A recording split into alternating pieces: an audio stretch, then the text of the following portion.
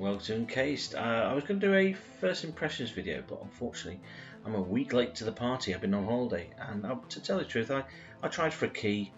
I went on holiday and forgot about it, and then I got the key, and to my horror I realised I was still on holiday. I had to rush this video through, this little impressions, just to let you know what I think of this game. A full playthrough of the game will be along very soon because, well, I really like this game. Had it on my list on Steam for a while, and I'm happy to have it. So we're going to have a little wander first, and I'll be stopping it through the game just to let you know what I think of it, because it's I'm pretty tired, I'm still a bit jet lagged, and of course the options you're given in game really take a lot of focus, and to tell you the truth, I'm very tired. I really needed to focus on this game, so this is really just my impressions of the first 2 hours of the game that I played. Not a lot, but enough to get me wanting more. So let's get cracking. 1971. We woke up in a different world, where the Cold War ended along with the Vietnam carnage. All because of the Dome. The Dome. A territory full of anomalous artifacts, phenomena, and organisms. We still don't know what it is. An alien city? Some kind of a testing ground or storage? Whatever it is, no living thing trapped under the dome can escape it. Yet even this did not stop the research. The major powers created the Cronus Mega Corporation to develop and explore the dome. Its secrets became a lucrative business. The Spires station was built on top of the dome to export the artifacts and import supplies and personnel. The city of Crystal Sands grew at the foot of the dome, eventually becoming a major transportation hub. All this required thousands of employees, and there was no shortage of candidates. Romantics, pragmatists, and adventurers of all trades swarmed recruiting centers around the globe, seeking jobs at Cronus. You were one of those people. In 1976, your application was approved, and you went under the dome towards the future. Whether a good one or a bad one, only time will tell. So wow, yeah, what a kick. What a kick this game gives you, right at the start as well. Nice little narration, intro to the game. Whetting the appetite. The characters, obviously the graphics aren't 100%. I've had to put it down to medium settings, basically because my laptop probably blew up. That this is decision time. I did pick the wrong character. I have to say, I picked Mr. Brainy. You should always go for someone who's a bit 50-50 with all brains, or at least cunning. But you have to have a bit of muscle, a bit of toughness to them. If they're all brains, then you're going to struggle. But again, I think it's more of a sleuth game. But I might be wrong. It's too early to tell. Some of these characters seem a little bit more, randomised. They don't seem to be overly brilliant too much. And to be honest, when I was first playing this game, I didn't know who to pick. I just wanted someone who could figure out clues, because obviously, it'd be like Columbo, wouldn't it? This does seem to be that kind of game to me. That's what attracted me to it. An RPG where you got to obviously solve these quests. I'd rather have someone smart. But now I'm regretting it because I now realise I want someone tough as well. Someone who knows what they're doing. Not a meathead. No, I don't want any of those. Not Neanderthal. So Olivia's a bit of a dummy. That's weird. Bossy, Cedric. Yeah, someone might irritate people because obviously you'd be taken out. This guy looks more my choice. Again, I went for Stoltz instead. So yeah, very brainy.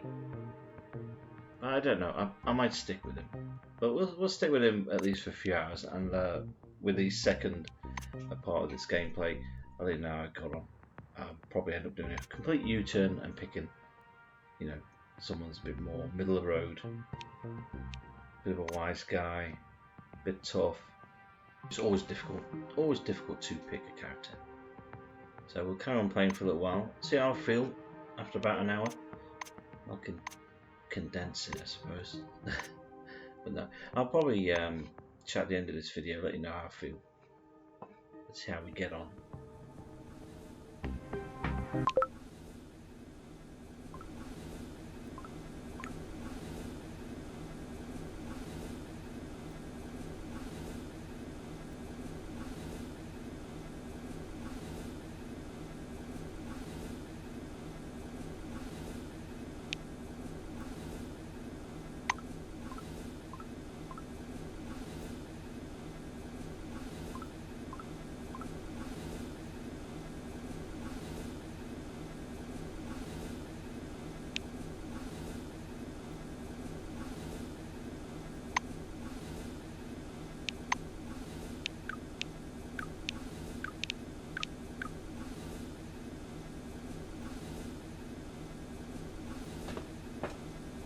The thin, pale young woman is sitting at the window, leaning against the illuminator.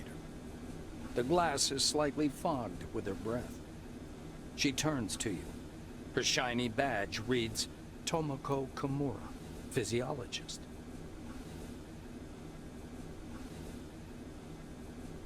We've crossed the border. No way back now. Even traveling by the funicular wasn't so thrilling. The white presses small hands to her blushing cheeks.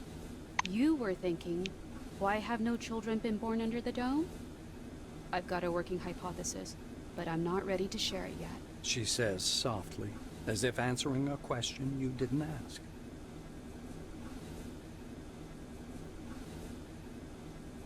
Kimura peers through the glass in the direction you indicate. Oh, that's the aircraft that crashed into the dome during the first expedition.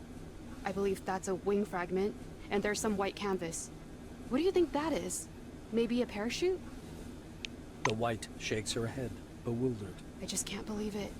It's all true. We're on our way to meet the... Kimura shoots you a surprised look. You're familiar with the details of the briefing, right? To put it simply, the dome is a selectively permeable environment. The white draws an invisible hemisphere in the air. Inorganic objects may exit the dome without difficulty, but any living creature dies if transported back to the outside world. That's why we're all stuck here for an indefinite period of time.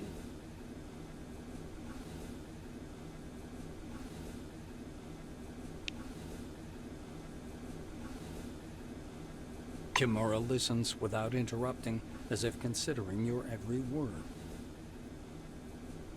It's quite possible. I would like to set up an experiment to test this in practice. She cuts off, abruptly. You exchange glances with the rapidly blushing Kimura. Not in that sense. I mean, yes, in that sense, but it is science, you know? It's quite serious. She blushes even more. No thanks.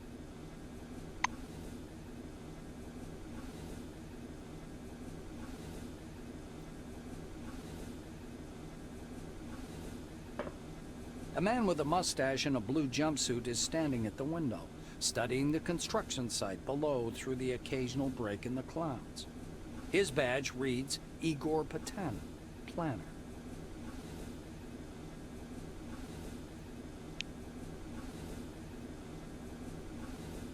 The blue taps on the glass with one finger and gestures you to come and take a look.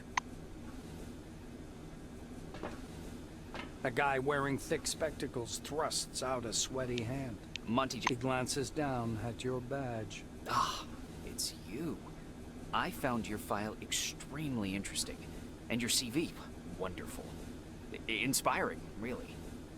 When I had the opportunity to look over the files of my future colleagues, I couldn't resist. I don't want to sound boastful, but silver level clearance has its advantages. Monty winks. Monty makes a ring with his thumb and forefinger. You were number 63,784 on the waiting list, but you were lucky enough to get into the dome after only 16 months.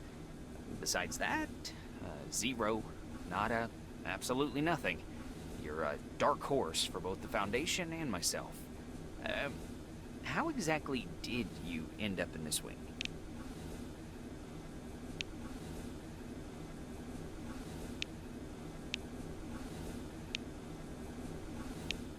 Oh, I see.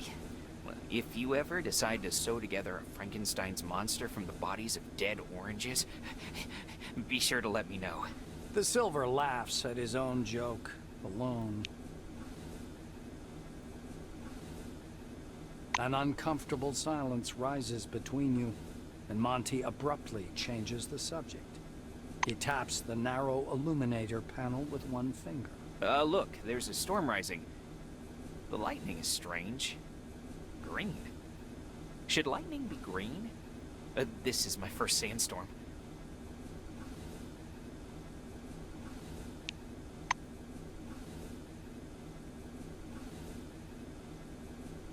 The Orange is dressed in a new jumpsuit. The shiny badge on his chest reads, Quentin Bisley, Laborer. He's side-eyeing the screen skeptically.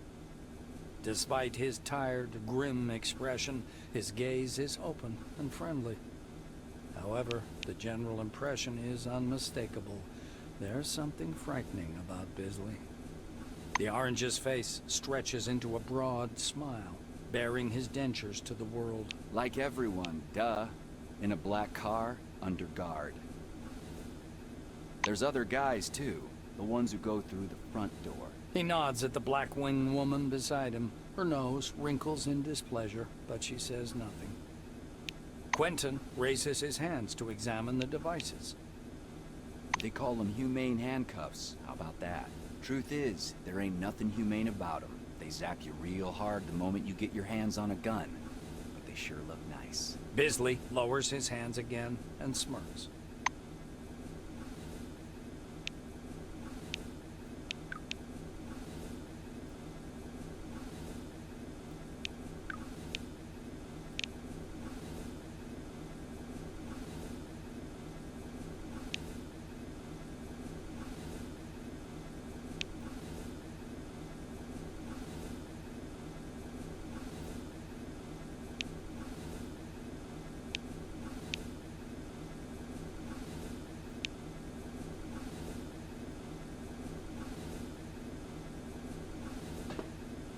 A tall woman is watching an ad playing on the monitor, arms crossed.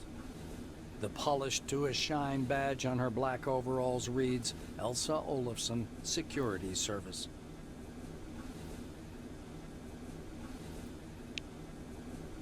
She glances at you and offers her hand in a businesslike manner. Greetings. Please take all necessary precautions. By that I mean, don't turn your back on him. Elsa nods at the Orange. I just follow orders.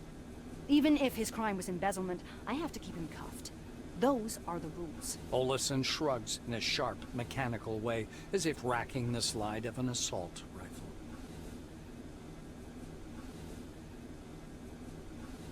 Our friends from the administration didn't deign to inform me about this man's record. Could be I'm escorting a serial killer. It's corporate policy, you know. She gives the Silver a vengeful look.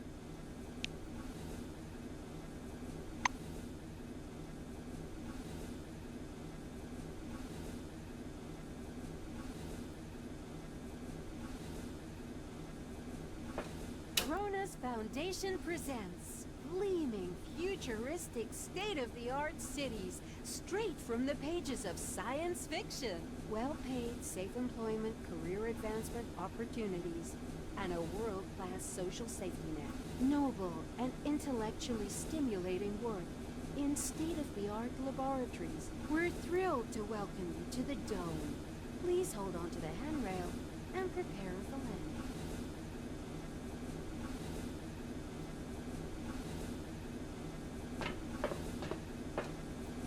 Stopping by the door's porthole, you watch as the ground slowly approaches. It looks brown-black through the tinted glass and smoky blue at the horizon. It almost seems like the clouds are pulling apart there.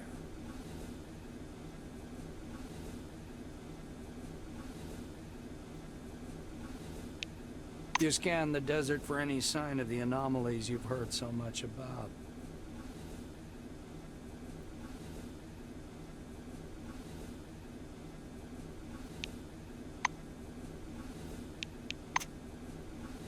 A flat, dark form hangs in the air above the horizon. It vaguely resembles a mushroom cloud, but with a much denser structure. In the distance, you can also see a strange, apparently man-made wall rising from the sand. All the radio ads and TV shows were telling the truth. This place really was made for those who place their trust in science. Just as you're about to move away from the window, you notice a whirlwind beginning to form above the ochre plain. The gathering storm drifts unhurriedly above the desert, a crown of green lightning flashing at its core. Clearly no ordinary weather phenomenon. It must be one of those anomalies. You freeze by the window, unable to avert your gaze.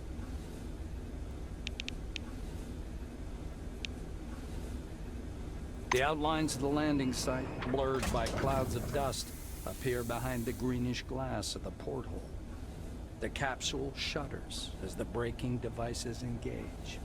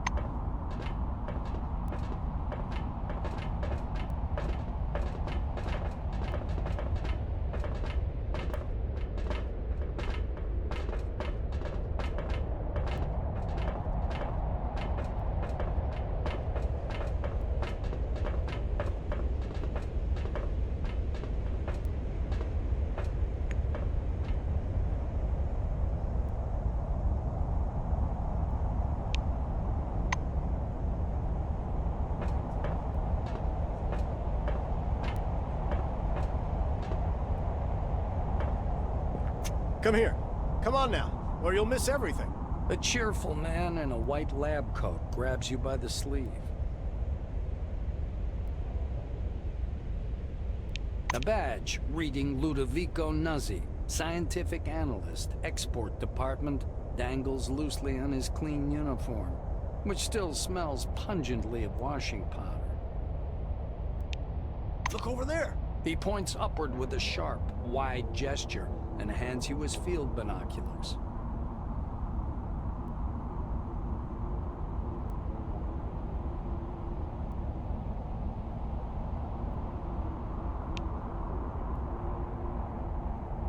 You raise the binoculars to your eyes. Under fourfold magnification, the whirling cloud above the rust-colored plains looks even stranger. Its core glows with flickering green light and flashes rhythmically, and that rhythm seems to form a complicated pattern. Nuzzy bends close to your ear. Fascinating. Do you want me to bring some filters?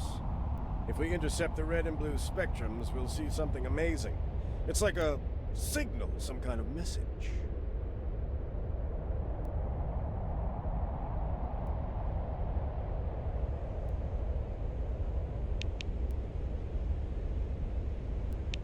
The scientist looks blankly at you, then down at his lab coat.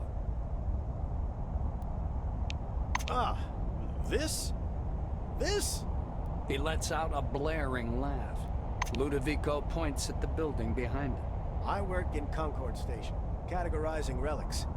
My job is to classify them by rarity.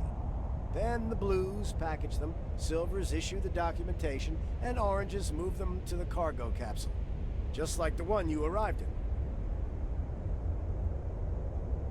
Nuzzy points upward. Then the capsule takes the relics way up there, all the way to the spire, then to Crystal Sands by the funicular.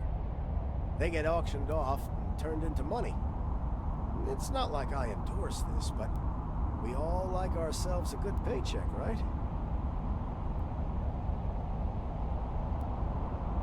He offers you his binoculars once again. Do you want to have a look at the spire? It's amazing. But then, you can look at the spire anytime. Now that sandstorm, that's what's truly amazing. Nuzzy looks from you to the capsule and to the landing terminal entrance. He flings his arms up. Oh, mi scusi. Excuse me, I'm so sorry. You'd better get going or you'll be late for check-in. Your colleagues are already inside, and the storm is growing stronger. Yeah, the storm is growing stronger. The White mutters in fascination, eyes glued to his binoculars, which is fixed on the spinning whirl of clouds.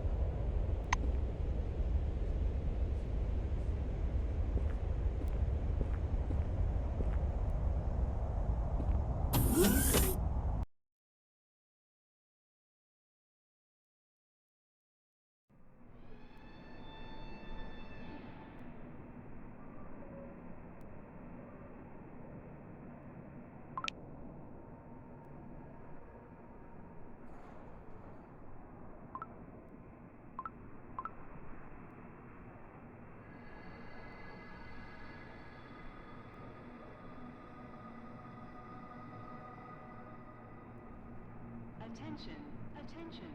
Please handle relics carefully. In case of damage, your life will be forfeit.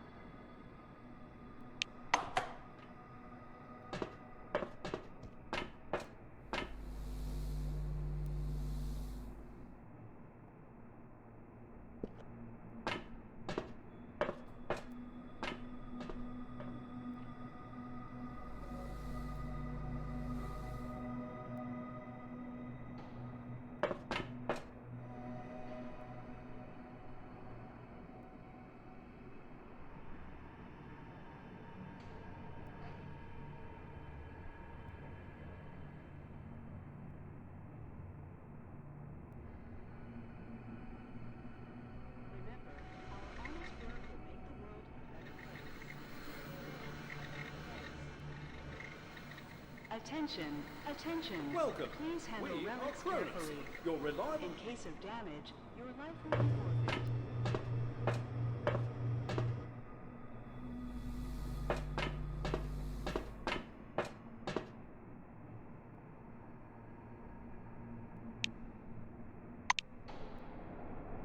I'm all ears.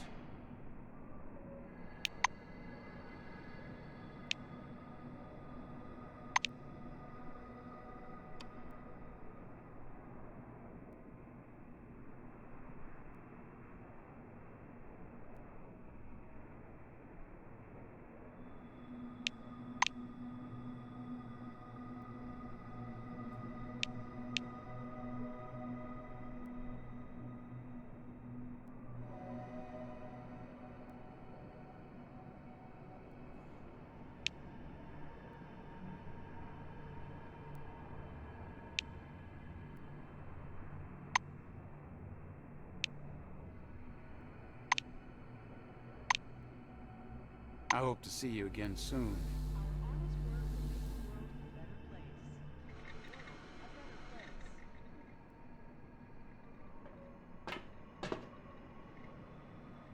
Attention, attention. Please handle relics carefully. In case of damage, your life will be forfeit.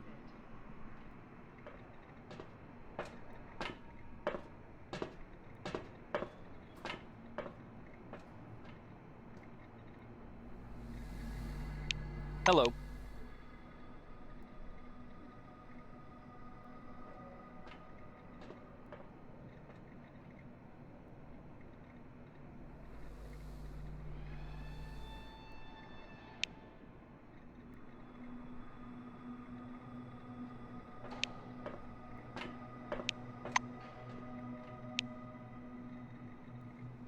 Attention, attention. Please handle relics carefully. In case of damage, your life will be forfeit. Work will make the world a better place. World a better place.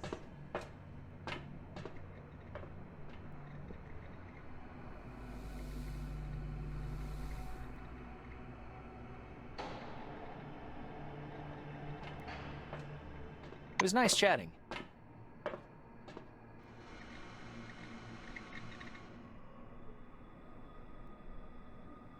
Attention, attention. Please handle relics carefully.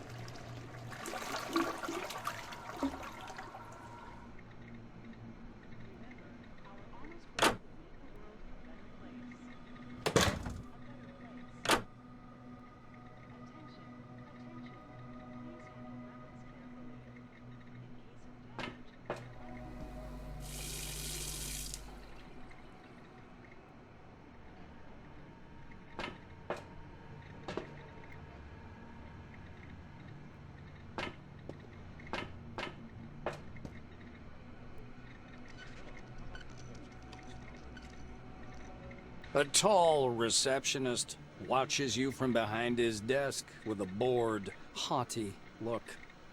He waves impatiently at you to approach. The employee glances at you indifferently. His upper lip is ever so slightly curled in contempt. All new employees must register first thing. Come up to the desk, please. The nameplate on the desk tells you you're talking with Dean Rayhet, administrator.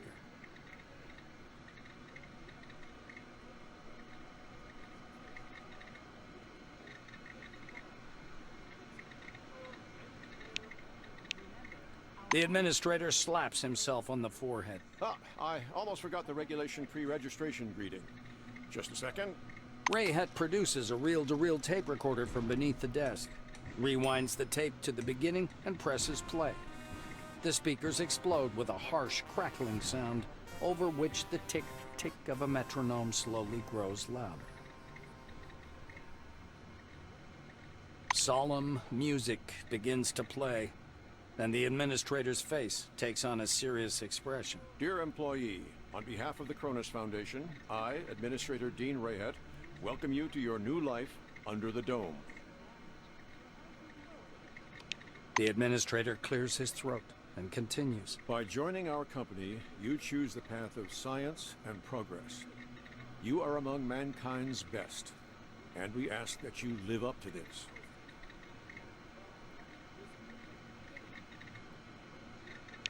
Dean squints down at the monitor. Deserve this title. Do your job honestly. Obey the law. Respect your colleagues and... The music fades, and the administrator finishes his speech. And together we will build the best possible future for all mankind.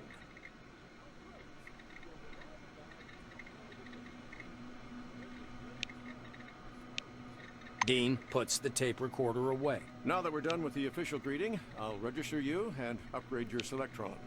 Okay?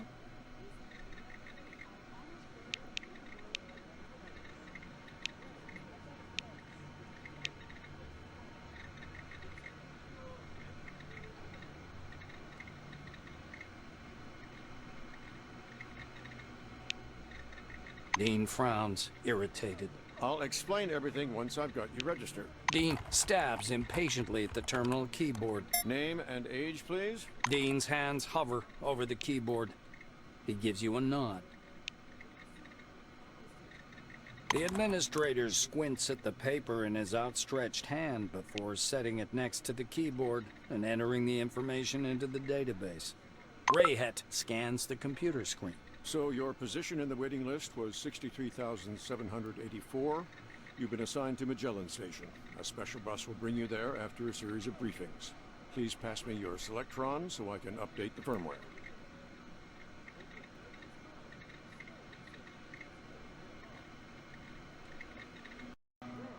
Wow. Yeah. That's good. I like it. I'm really getting into it. Side quests, not even started those. I've mainly been just wandering around, just as I said, exploring earlier. Yeah, I do like it. This is definitely my kind of game. The quests and everything, going to be looking to those very, very shortly. You'll see me doing those in the next episode. We'll try doing a couple of quests, so at least just the start of one and getting into the main story itself, which is, well, which is unknown to me, because obviously I've just been fanning around, really, just walking around, headless chicken, just exploring just some of the rooms, not too much as you see. Yeah, it's looking very promising. This could be a definite game I could play all year round. So yeah, for the next few months, better to see more gameplay on this. Full playthrough of the game. I'm going to do some of the quests. Yeah, definitely like this game. It's worth the wait. I do like the art, everything about it, the look, the feel, the music, the the voices are really good too. Good voice actors there, I do like that. So they're well done. Don't sound bored. They sound interesting what they're reading out, and there's a lot of text. And the cutscenes are fine too. Yeah, I like it. Dean sits back in his full playthrough. Gonna save the game in a moment. Get to grips. Yeah, as I said, I've been on holiday for a while. I am absolutely pushed. So I'm gonna call it a night now. I'm gonna get some sleep. We should be back with part 2 very soon, which will be well over an hour long. To make up for my short episode here. Again, I need to get this out and about because I'm a week behind with gameplay on this. So I really am last to get off the boat.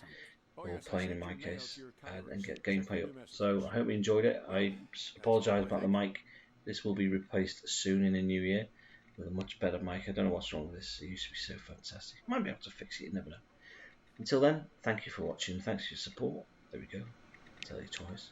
I will see you soon.